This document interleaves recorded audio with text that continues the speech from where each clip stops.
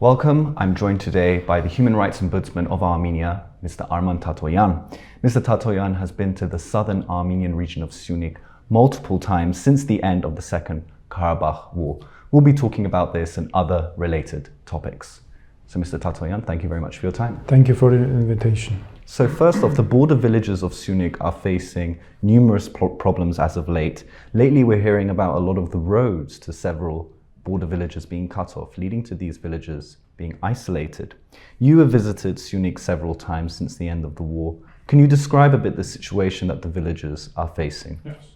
Well, the purpose of my visit was to assess the human rights situation and the humanitarian problems that have been caused to our communities and to our civilians by blocking by the Azerbaijani armed servicemen Goris-Kapan Road and Kapan-Chakaten Road. So our visit clearly shows we have revealed human rights, numerous issues, humanitarian issues. People are facing problems which are, and the real reason of these problems is the presence of Azerbaijani armed forces or military, generally armed servicemen on the roads. We have been facing, or authorities have been announcing about the alternative roads and the importance of alternative roads after the blocking of the main roads, let's say. Well, this is I have to say that I myself consider alternative roads very important for any state, but the problem with these ones is that both of them, the one leading from Kapan to Chakaten and 5 other villages, the one leading to Vorotan, Bartsravan and Shornokh, both of them are under the direct target of Azerbaijani armed servicemen. So the issue of security is apparently not solved. There is still the real threat to the life of people, and moreover, from Kapan to Chakaten villages, this road goes through another village which is called Geganush. So this road is also became under the target of Azerbaijani armed servicemen. So there are 7 villages that are under direct target. Moreover, we have been told by the locals, by civilians, that in the 19th, when Azerbaijanis were located in these territories, they were keeping under their target civilians, and including sniper fire and other targeted fires. So we have to recognize what is the real reason of our problems. The real reason is deeply rooted and is rooted in this, the real source is the presence, are the armed servicemen of the of Azerbaijan. And apart from this, we have also humanitarian issues in the villages. People are deprived of their possibilities to work because some of them have jobs in Kapan, in Goris, and they were traveling every day from Kapan or from Goris to these villages, or from villages to these cities. We have problems with education. Students cannot attend classes. Secondary schools have to switch to online, but the internet connection is very low, especially after the appearance of Azerbaijani armed servicemen. The connection is now very poor, and it is directly, I'm more than confident, is connected to their presence and to their activities. Apart from this, people experience huge problems related to healthcare issues. So this absolutely humanitarian right, which cannot be subject to any limitations, now is limited for people. Apparently, these villages are not accessible, almost are not accessible for emergency services. Because if they want to reach these villages, for example, villages of Kapan, they have to go either through Meghri, which will take several hours. Otherwise, the only possibility is to go to Kapan through that road, which is almost not possible, even I can say, or it is available only for jeeps, for cars like UAZ, Ural, etc., which makes apparently life of people very complicated.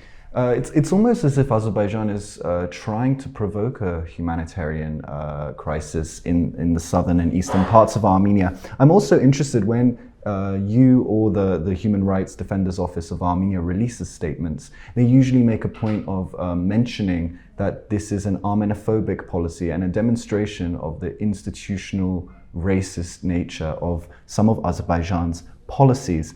What do you mean when you say this? Why is it important to note this? And do you think this policy has changed or transformed since the 2020 Karabakh war?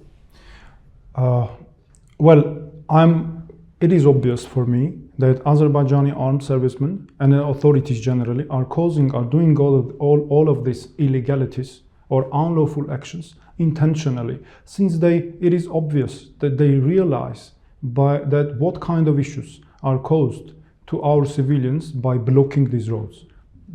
It is more than obvious that they have full picture of the roads, of the possibility or availability of any alternative roads, and they still do that. And in the past, some months ago, we had cases when for several days road Goris-Kapan was blocked in 2 sections even.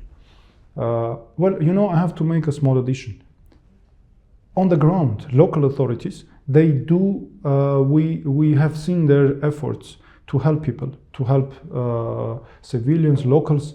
But I have to say that this is not the main issue, because the road still is under the target of Azerbaijani armed servicemen. So having said all of this, coming to what you asked, the important question, apparently the real source of all these violations and the activities of Azerbaijani armed forces is the state-sponsored policy of hatred or Armenophobia of Azerbaijani authorities.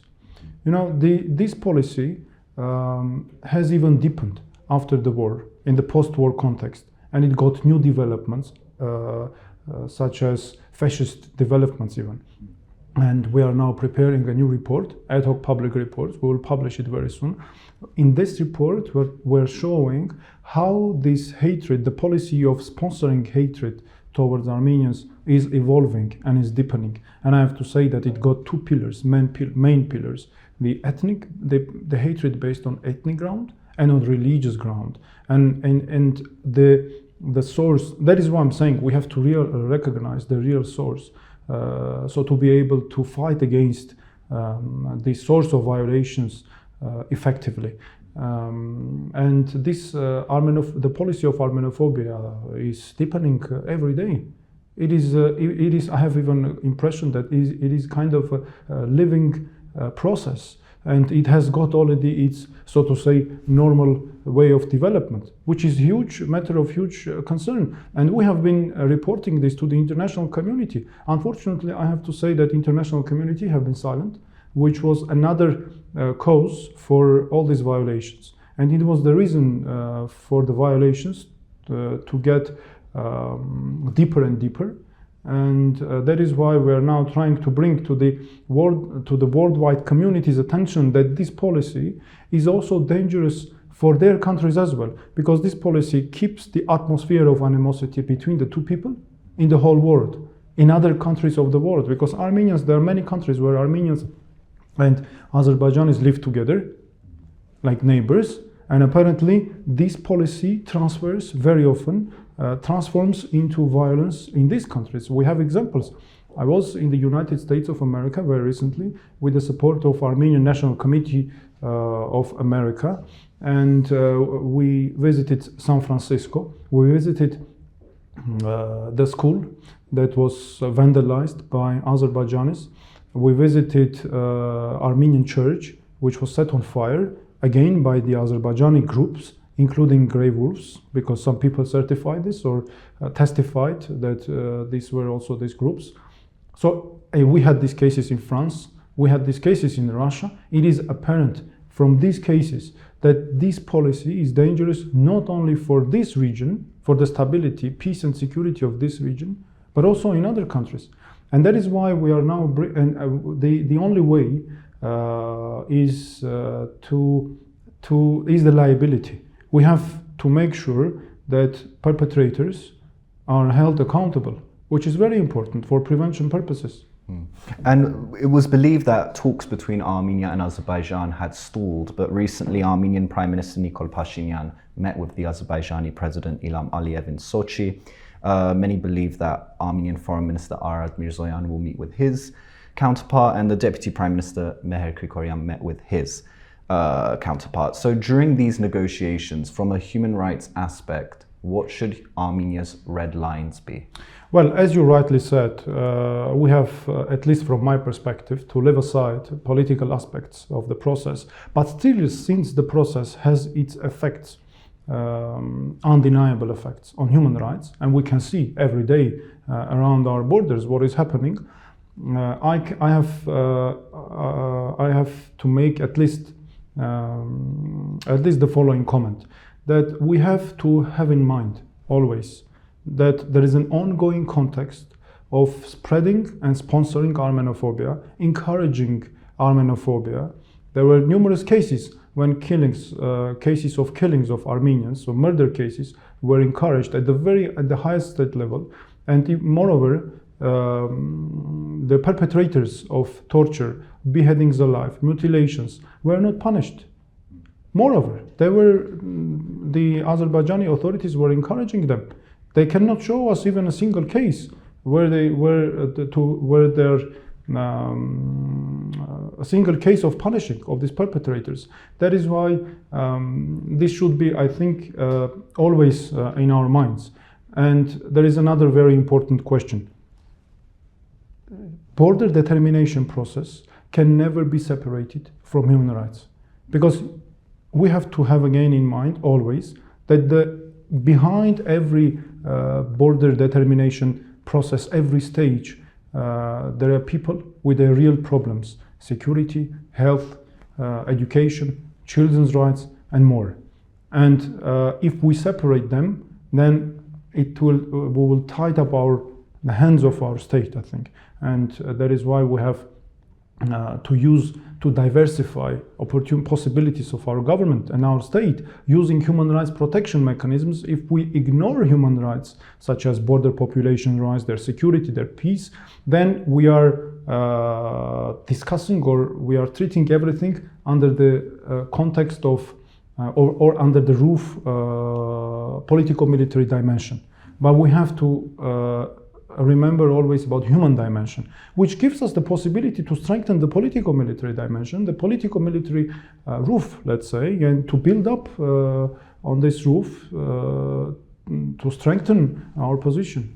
And finally, Mr. Tatoyan, you remain one of the most more popular figures in Armenia today, one of the most recognizable figures, but your term is ending next year. What plans do you have after? Could we possibly see you throw your hat into the political ring? Let me say again that I don't do politics. The human rights defender is not involved in politics, and this is a non-political work. And the strength of this institution is in being non-politicized and only dealing with all the issues solely, exclusively from human rights standpoint. So I continue my job without any politicization or any affiliation with any political process. Okay. Well, Mr. Tatoyan, thank you very much. Thank you very much. And thank you for joining us on CivilNet.